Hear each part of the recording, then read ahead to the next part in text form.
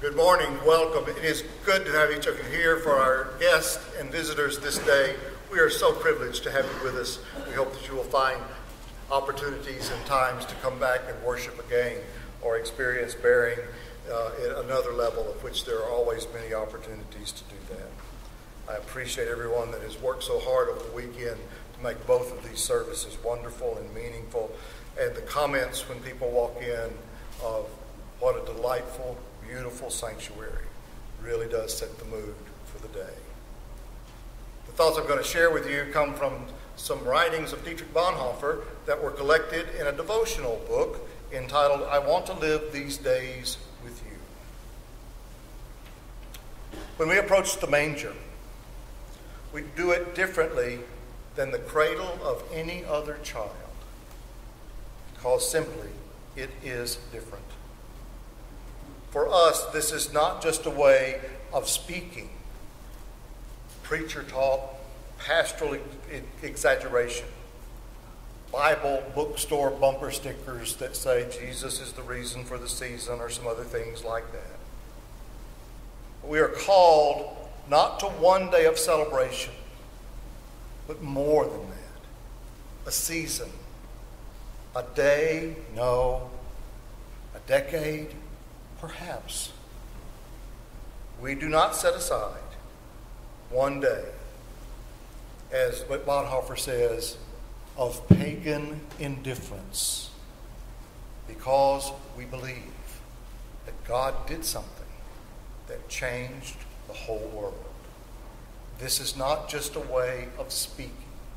It is not just words we use occasionally or out of hand.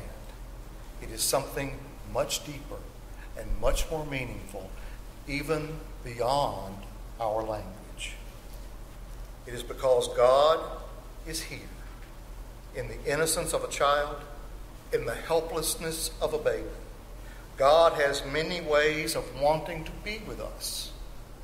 And the one that has spoken to me this day is in those simple shepherds who are out in the world minding their own business. And I have thought of the ways in which we are like the shepherds. I also thought about maybe the ways that we were unlike the shepherds.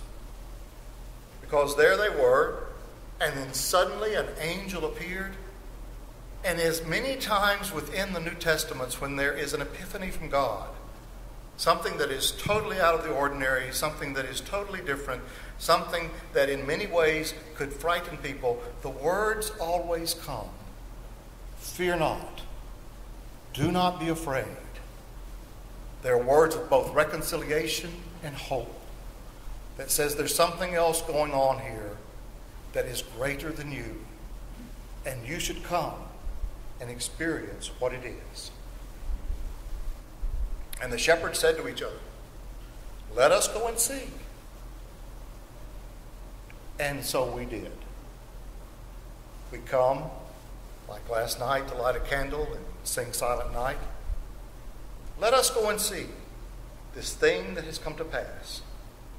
And so today, they came, we come, to celebrate the Nativity, the day that Jesus was born.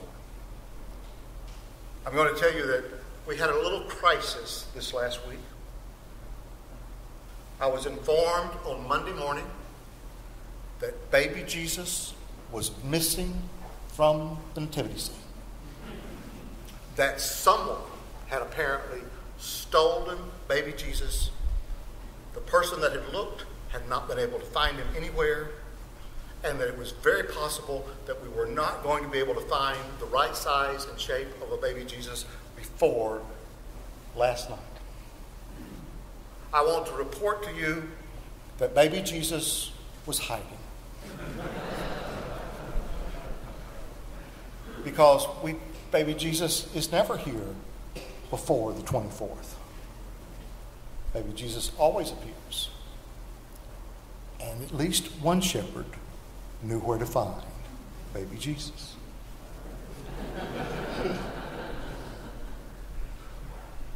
Like shepherds, we're just passing through. We see, we hear, we go, we experience, and we go back praising God. Like shepherds, our reasons for being here today are not always obvious. Sometimes we must explain ourselves. Like shepherds, we are not prepared for all the things that we shall see or all the things that are happening. And the question becomes, how shall we go away from this place? Is it going to be the same? Are we going to be the exact same people as the way we walked in the door this morning? Or is something going to be different, even if we can't see it? Like shepherds, to do a good turn daily, to help somebody today, to do a random act of kindness, does not in and of itself seem very hard, and yet even the smallest ones must be deliberate in some way. They must be intentional, because we are imperfect creatures. And then I took the other side of the paper and I wrote how we are unlike the shepherds. And in 3 days, I have come up with nothing. Because every time I put up something, well, they had a flock to tend, and I thought, well, I have a flock to tend. You have a flock to tend. And you don't think of it in those terms, but you have family to tend to. You have people that you work with that need help sometimes. They need a shoulder to cry on or an ear to bend. And that's not always an easy thing to do. We all have flocks to tend. And we're sort of different because shepherds were some of the outcast of society. And I think, well, okay. Have any of us ever been in a minority? Are we still? I think we're more like than dislike, or unlike. So the shepherds came, like we do, to the place where Jesus was. And Bonhoeffer writes, "For the great and powerful of the world, there are two places in where their courage fails them. A place where they are afraid deep down in their souls. The manger and the cross of Jesus Christ. No powerful person dares approach the manger, not even King Herod. This is where thrones shake, the mighty fall, and the prominent perish, because God is with the lowly. And who among us will come to celebrate correctly, putting all that worldly stuff aside as best we can? Who will come to see the glory of God, even if it's just like a shepherd who's just passing through, who only really gets a glimpse